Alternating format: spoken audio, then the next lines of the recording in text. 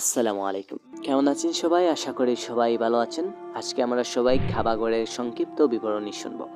ইসলাম ধর্মমতে কাবাকে সবচেয়ে পবিত্র স্থান হিসেবে মনে করা হয়। এটি মুসলমানদের কিবলা, অর্থাৎ তারা যেদিকে মুখ করে নামাজ পড়ে বা সালাত আদায় করে, পৃথিবীর যে স্থান থেকে কাবার দিকে যে মুসলমানগণ ঠিক সেই দিকে মুখ করে নামাজ আদায় করেন। হজ এবং উমরা পালনের সময় মুসলমানগণ কাবাকে ঘিরে তাওয়াফ বা প্রদক্ষিণ করেন। কাবাগড়ের ভৌগোলিক অবস্থান: এটি সৌদি আরবের মক্কা নগরীতে মসজিদে আল হারামের মাঝখানে অবস্থিত।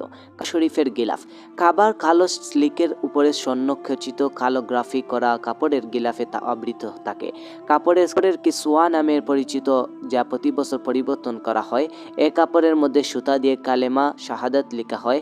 এর 2/3 স্থানে কোরআনের বাণী শোনো দিয়ে এমব্রয়ডারি করা হয়।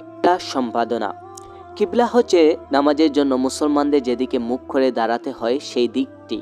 অনেক ধর্মে উপাসনার জন্য কোনো নির্দিষ্ট দিক থাকে, সেরকম মুসলমানদের জন্য কিবলা হচ্ছে মক্কায় অবস্থিত মসজিদুল হারাম, যা কাবা শরীফ নামে পরিচিত। প্রথমে কাবা শরীফ কিবলা ছিল না, বরং প্রথম কিবলা ছিল জেরুজালেমে অবস্থিত মসজিদুল আকসা।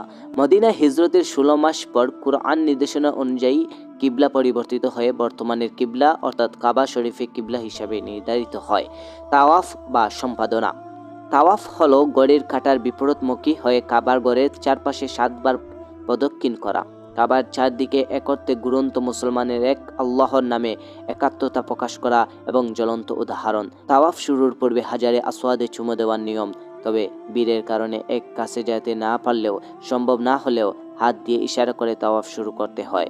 তো আমরা সবাই কাবাগড়ের আজ সংক্ষিপ্ত বিবরণী শুনলাম। সবাই ভালো থাকবেন এবং অতীতকাল চ্যানেলের সাথে থাকবেন। আসসালামু আলাইকুম। আল্লাহ হাফিজ।